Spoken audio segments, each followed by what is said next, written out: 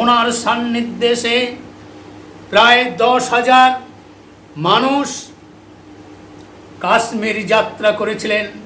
তার পরবর্তী ঘটনা আমি গত কয়েকদিন আগেই ওনার মৃত্যু দিবস পালনের যে দিন ছিল সেই 23শে জুন ওনার মৃত্যু দিবস এবং পশ্চিমবঙ্গ বাঁচাও 20শে জুন যে ওনাকে শ্রদ্ধাঞ্জলি দেওয়া, এই শ্রদ্ধাঞ্জলির মাধ্যমে আমি আমার বক্তব্যে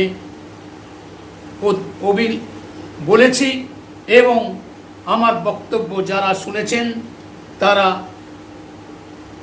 নিশ্চয়ই উপলব্ধি করেছেন। আমি জানি আমার এই বক্তব্যের মধ্যে যে তথ্য সংগ্রহ করে আমি বক্তব্য রাখলাম, এর আগেও রেখেছি। আরও কিছু বলতে চাই। 1951 সালের অক্টোবর মাসে তিনি ভারতীয় জনসংঘের নামে নতুন রাজনৈতিক দল গঠন করেছিলেন। এর 3 মাস পরেই 1952 সালে লোকসভা নির্বাচনে দক্ষিণ কলকাতা কেন্দ্র থেকে নির্বাচিত হয়েছিলেন ডক্টর শ্যামাপ্রসাদ মুখার্জি, লোকসভার সদস্য হলেন। অপরদিকে কাশ্মীরে পণ্ডিত প্রেমনাথ ডোগরার নেতৃত্বে জম্মু কাশ্মীর প্রজা পরিষদ দেশব্যাপী আন্দোলন শুরু করলেন।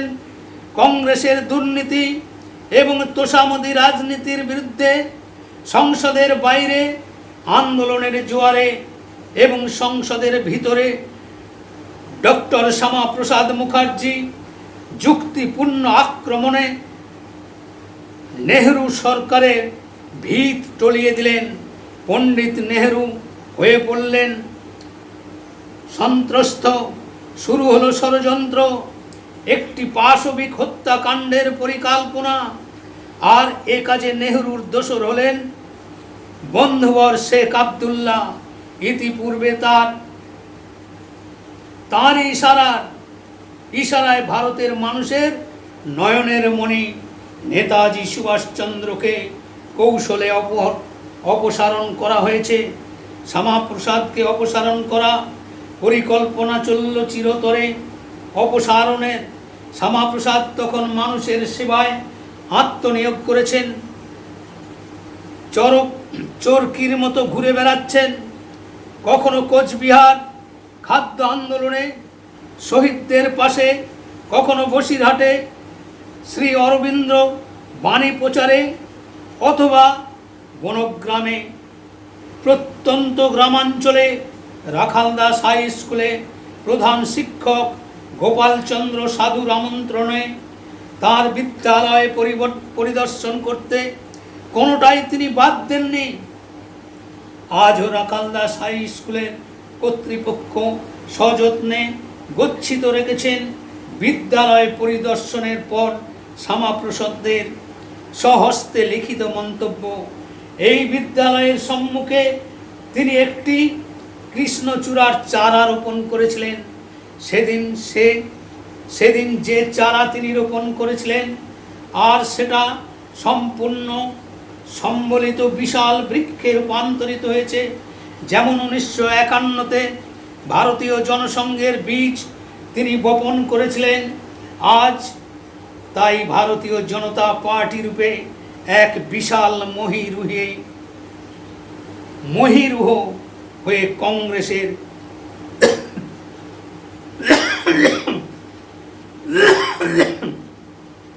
কংগ্রেসের ত্রাসের কারণ হয়েছে।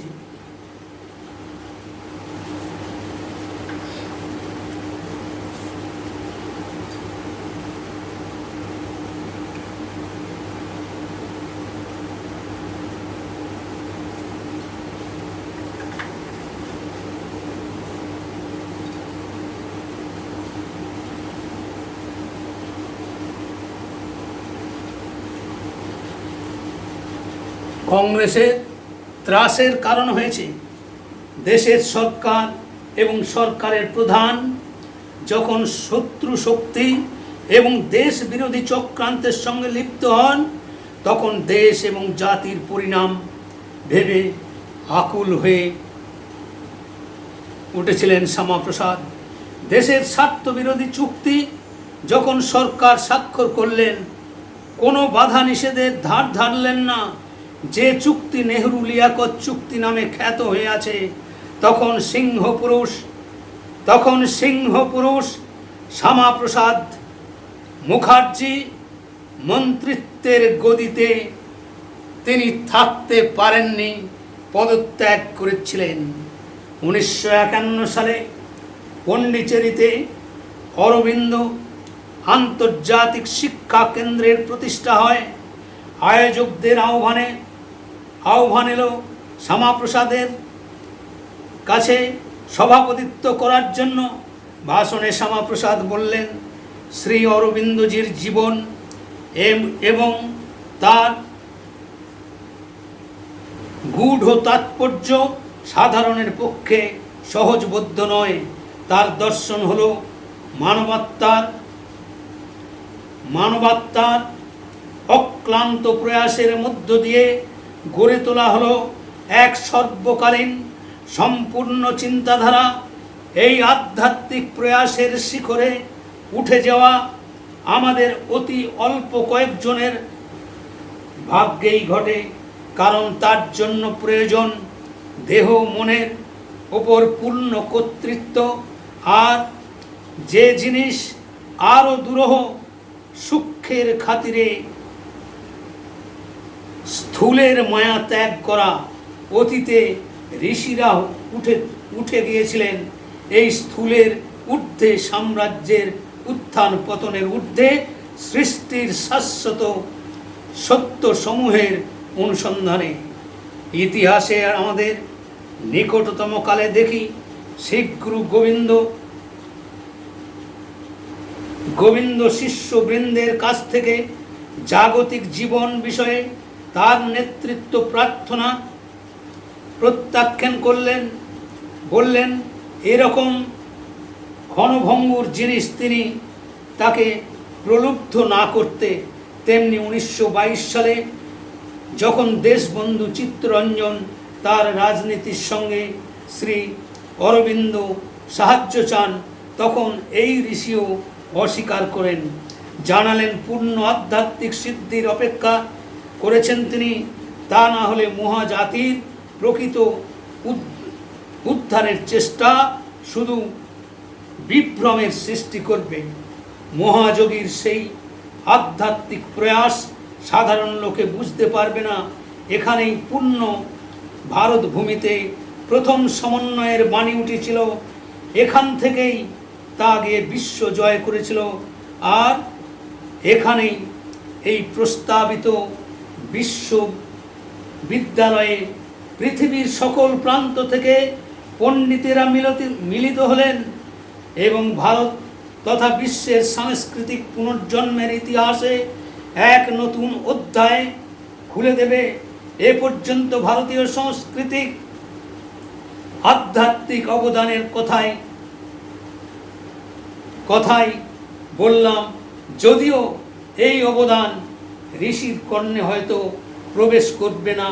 শ্রী অরবিন্দ বলেছেন, শুধুমাত্র আধ্যাত্মিক অভ্যন্তরীণ মুক্তিই মানুষের জীবনের সত্যকার পূর্ণাঙ্গ শৃঙ্খলা গড়ে তুলতে পারে। তবে তার এই মুক্তি মানুষের ন্যূনতম শরীর, প্রাণ এবং মানসিক প্রকৃতিকে এড়িয়ে যেতে পারে না। আধ্যাত্মিক যুগে এসে পৌঁছতে হলে উপরোক্ত তিনটি স্তরে 3 যুগের ভিতর দিয়ে আসতে হয়। তৃতীয়টি পৌঁছায় অন্তর্মুখীনতার যুগে।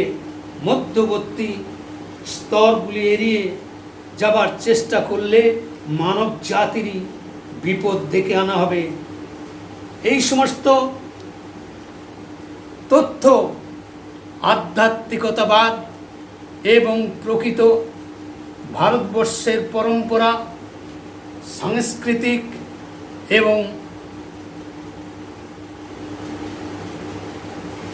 দীর্ঘ পরম্পরার যে ঐতিহ্য তাকে পাথেয় করে আমাদের ভারতীয় রাজনীতিতে ভারতীয় জনতা পার্টি আজকে জনসংঘের পর 1980 সালে ভারতীয় জনতা পার্টি নতুন রূপে সৃষ্টি হলো, যে ভারতীয় জনতা পার্টির 1980 সালের 6ই এপ্রিল ভারতীয় জনতা পার্টিতে নামে আত্মপ্রকাশ করার পরে আজকে 2025 সালে এসে আজকে ভারতীয় জনতা পার্টি, অতীতে হিন্দু মহাসভা, অতীতে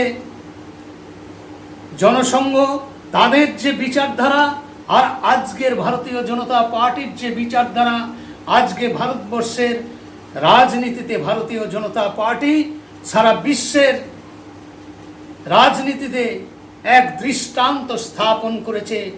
আজকের দিনে ভারতীয় জনতা পার্টি পৃথিবীর শ্রেষ্ঠতম সর্ববৃহৎ রাজনৈতিক দলের স্বীকৃতি অর্জন করেছে, গিনেস বুক অফ ওয়ার্ল্ডে নাম নথিভুক্ত করতে সক্ষম হয়েছে। সর্বভারতীয় ক্ষেত্রে ভারতীয় জনতা পার্টির লোকসভা, বিধানসভা, পৌরসভা থেকে আরম্ভ করে সমস্ত বিভাগে ভারতীয় জনতা পার্টির সমস্ত সদস্য অন্যান্য রাজনৈতিক দলের থেকে অনেক গুণ বেশি, এবং আজকের দিনে প্রায় 21টা রাজ্য ভারতীয় জনতা পার্টি এবং জোট শরিককে সঙ্গে নিয়ে সরকার পরিচালনা করছে। আর ভারত সরকার আজকে 11 বছর হলো আমাদের নরেন্দ্র দামোদর দাস মোদীর নেতৃত্বে, সুযোগ্য নেতৃত্বে এই সরকার পরিচালনা হচ্ছে। আজকের এই আমাদের নয়নের মণি ভারত কেশরী ডক্টর শ্যামাপ্রসাদ মুখার্জির জন্মদিবস উপলক্ষে, ওনার 124তম জন্মদিবস উপলক্ষে রাজনীতির কথা তো আসবেই, কারণ উনি যে আমাদের সেই শিক্ষাই দিয়ে গেছেন, রাজনীতির মধ্যে দিয়েই বিরোধীদের দুর্নীতি, কূটনীতি, তোষামদ এবং ভ্রষ্টাচারের যে রাজনীতির ছায়া বিস্তার করে ভারতবর্ষের শুভবুদ্ধি সম্পন্ন, শুভচিন্তনের মানুষ এবং শুভবুদ্ধি সম্পন্ন রাজনৈতিক ব্যক্তিত্বদের মনের যে কষ্ট আজকে তারা উপলব্ধি করছেন, তাই ভারতীয় জনতা পার্টির মঞ্চে উঠে ভারতীয় জনসংঘের, হিন্দু মহাসভার কথা, বিশ্ব হিন্দু পরিষদের কথা, বজরং দলের কথা, শিবসেনার কথা এবং আমাদের ভারতবর্ষের বিভিন্ন রাষ্ট্রীয় স্বয়ংসেবক সংঘের তত্ত্বাবধানে যে সমস্ত পরিচালনা হচ্ছে, অখিল ভারতীয় বিদ্যার্থী পরিষদ থেকে আরম্ভ করে এই সমস্ত সংগঠন আজকে সারা দেশব্যাপী তারা নিরলস প্রচেষ্টা চালিয়ে যাচ্ছেন। আর ভারত মাতাকে জগৎসভায় শ্রেষ্ঠ আসন যাতে পায় তার জন্যে নিরলস প্রচেষ্টা চালিয়ে যাচ্ছে ক্ষুরধার রাজনীতিবিদ। আজকের দিনে আর একটি কথা উল্লেখ না করলেই নয়, আজকে পশ্চিমবাংলার রাজ্য সভাপতি হিসেবে এমন একজন জাতীয়তাবাদী, দেশপ্রেমিক, ক্ষুরধার রাজনীতিবিদ এবং বাগ্মী এক যোদ্ধা, রাজ্যসভার সাংসদ আমাদের শ্রদ্ধেয় নেতা শ্রমিক ভট্টাচার্য মহাশয়কে বিনম্র শ্রদ্ধায় নমন করি। ওনার এই যে সভাপতি হিসেবে দায়িত্ব গ্রহণ করেছেন, ওনার সামনে বিরাট চ্যালেঞ্জ। সামনে 2026-এর বিধানসভা নির্বাচন। এই বিধানসভা নির্বাচনে ওনার নেতৃত্বে, ওনার পাশে থেকে আমরা পশ্চিমবাংলায় নতুন করে নতুন সূর্য উদয়ের পথের দিশা আমরা শ্রদ্ধেয় শ্রমিক ভট্টাচার্যের নেতৃত্বে আমরা দেখতে পাচ্ছি। এই গত 2-4 দিনের মধ্যে উনি সভাপতি নির্বাচিত হওয়ার পরে যে ভাষায় যেভাবে বর্ণনা করেছেন বিভিন্ন রাজনৈতিক আঙ্গিকে, এমনিতেই ওনার সমকক্ষ এই পশ্চিমবাংলা কেন ভূভারতে ওনার মতো এইরকম বাগ্মী যুক্তিনিষ্ঠ ইন্টালেকচুয়াল পার্সেন্ট একজন বুদ্ধিজীবী হিসেবে প্রচুর পড়াশুনো করেছেন, ওনার তুলনা উনি নিজেই, ওনার সমকক্ষ এইরকম একজন বাগ্মী এবং বিতর্কে অংশগ্রহণ করে ওনার প্রতিপক্ষকে উনি যোগ্য জবাব দেওয়ার মতো অজস্র দৃষ্টান্ত গোটা ভারতবর্ষের কেন বিশ্বের বহু মানুষ পর্যন্ত ওনার সেই বাগ্মিতা বলার ভঙ্গিমা তাতে মোহিত হয়ে আছে। আমি তো মনে প্রাণে চেয়েছিলাম উনি সভাপতি হোক, কিন্তু বিগত 1 বছর ধরে আমাদের রাজ্য বিজেপির নেতৃত্ব একটা এমন সন্ধিক্ষণের মধ্যে দিয়ে যাচ্ছিলেন, নানা রকম নাম, নানা জনের নাম ভেসে আসছিল সোশ্যাল মিডিয়া থেকে, কেন্দ্রীয় নেতৃত্বের তত্ত্বাবধানেও এমন কিছু নাম চলে এসেছিল।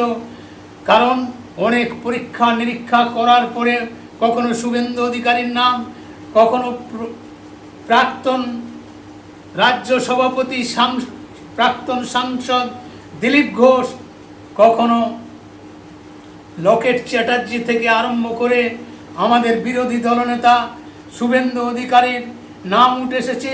এইরকমভাবে অনেক নাম সোশ্যাল মিডিয়ায় ঘোরাফেরা করেছে, কিন্তু মানুষের যে রায়, আজকে কোনো বিরোধিতা নেই। শ্রমিকদা আমাদের শ্রদ্ধেয় নেতা, ওনাকে সহযোগিতা করবার জন্য আমি আমার এই বক্তব্যের মাধ্যমে কোনো দ্বিধা দ্বন্দ্ব সব কিছু ভুলে, কোনো লবিবাজি নয়, কে এলো কে গেল এ বিষয়ে চর্চা নয়। উনি একটা খুব দামি কথা বলেছেন, অন্য দল থেকে যদি কর্মী না আসে আমরা জিতবো কেমন করে? অন্য দল থেকে যারা আসবে তাদের স্বাগত তো অবশ্যই জানাতে হবে, কিন্তু এর পাশাপাশি আমি আমার বক্তব্যের মাধ্যমে এই বার্তা দিতে চাই, তাদের সাদরে আমন্ত্রণ জানান, আসুক, কিন্তু আমাদের ঘরে ঢুকেই যে বিষ বৃক্ষ রোপণ করার যে ফন্দি আগে এঁটেছিল কয়েকজন তৃণমূল থেকে আসা শয়তান, তারা বিজেপির ভোটে নির্বাচিত হয়ে আবার ফিরে গেছে। সেই রকম সেই যে সিঁদুরে মেঘ, সেই সিঁদুরে মেঘের ছায়া আজকে সে নিয়ে চর্চা হচ্ছে সোশ্যাল মিডিয়ায়। দলে নিন শ্রমিকদা, কিন্তু যাচাই করে নিন তাদের জাতীয়তাবোধ, তাদের দেশপ্রেম, ভারত প্রেম এবং বাংলার বাঙালির মানুষের প্রতি তাদের কোনো আন্তরিকতা আছে কিনা সেটা পরীক্ষা করে যাচাই করে তাদেরকে দলে নিন এবং আগামী 2026-এর নির্বাচনে বেঈমান মুক্ত, আমার দলের মধ্যেও কিছু বেঈমান ইতিমধ্যেই আছে, আমরা জানি।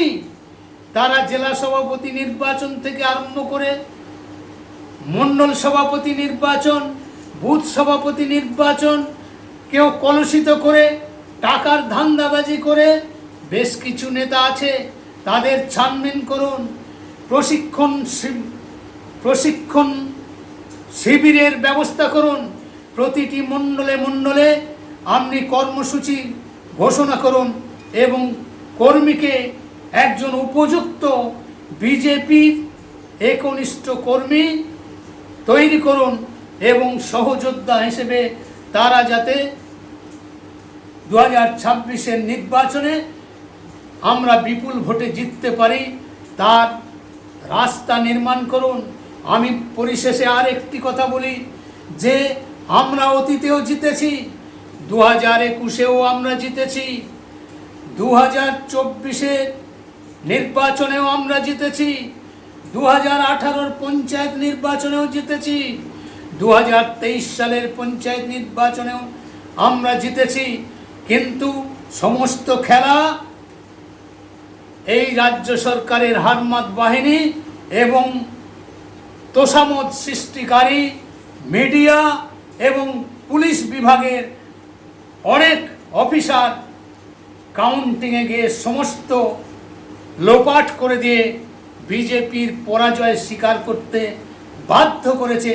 তাই কঠোরভাবে নির্বাচন কমিশনে আপনারা এই বার্তা ব্যাপকভাবে সারা পশ্চিমবঙ্গব্যাপী সই সংগ্রহ করে নির্বাচন কমিশনারের কাছে অভিযোগ করুন এবং পরিচ্ছন্ন ভাবমূর্তি তৈরি করে সুষ্ঠু এবং অবাধ নির্বাচন যাতে হয় তার ব্যবস্থাকে ত্বরান্বিত করুন এবং কাউন্টিং এজেন্টদের ভয়ে দেখিয়ে, টাকার লোভ দেখিয়ে যাতে তাদের কিনতে না পারে তার জন্য কঠোর পরিশ্রম করতে হবে। এই বার্তা আমার দেওয়ার স্পর্ধা নেই। আমি জাস্ট আমার এই বক্তব্যের মাধ্যমে আমার যে অভিপ্রায় সেটা আমি ব্যক্ত করলাম। আমি অনুরোধ করলাম এইভাবে ত্বরান্বিত করুন। আর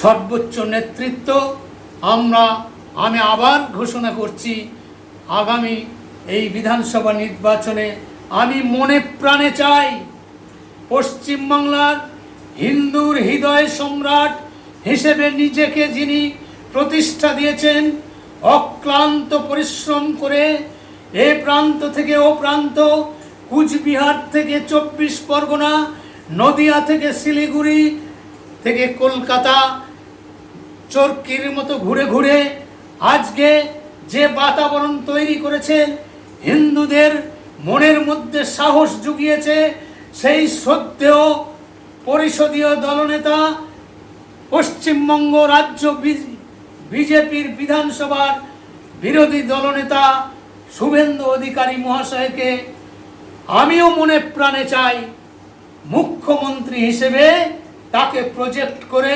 যাতে এই নির্বাচনে অবতীর্ণ হয়। হয়তো অনেক নাম আসবে, অনেকের হাওয়ায় ভাসিয়ে দেবে, বিশেষ করে তৃণমূলের এই কুণাল ঘোষ থেকে আরম্ভ করে কিছু আইপ্যাক নানা রকম নাম ভাসিয়ে দেবে এবং মিথ্যা ভিডিও দিয়ে কলঙ্কিত করবে, শুভেন্দু অধিকারীর বিরুদ্ধে কলঙ্কিত করবে।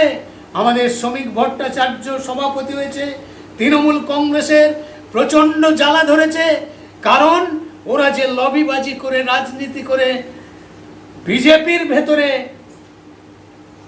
অভিশাপ ঢুকিয়ে দিয়ে রাজনৈতিক ফয়দা লুটেছিল, সেইটা আর করতে পারছে না। তাই তৃণমূল কংগ্রেসের নেতাদের হাড়ে কাঁপুনি ধরে গেছে। আমি নিশ্চিত এই বিধানসভা নির্বাচনে ভারতীয় জনতা পার্টি বিপুল বিক্রমে জিতে আসবে, এটা আমার দৃঢ় বিশ্বাস। এই বিশ্বাস, আশা, ভরসা রেখে আমাদের রাজ্য নেতৃত্ব এবং কেন্দ্রীয় নেতৃত্ব, জেলা নেতৃত্বের প্রতি পূর্ণ আস্থা রেখে তাদেরকে শ্রদ্ধা জানিয়ে সর্বশেষ আমার নয়নের মণি ডক্টর শ্যামাপ্রসাদ মুখার্জিকে বিনম্র শ্রদ্ধাঞ্জলি জানিয়ে আমার বক্তব্য শেষ করলাম। বন্দে মাতরম, ভারত মাতা কি জয়।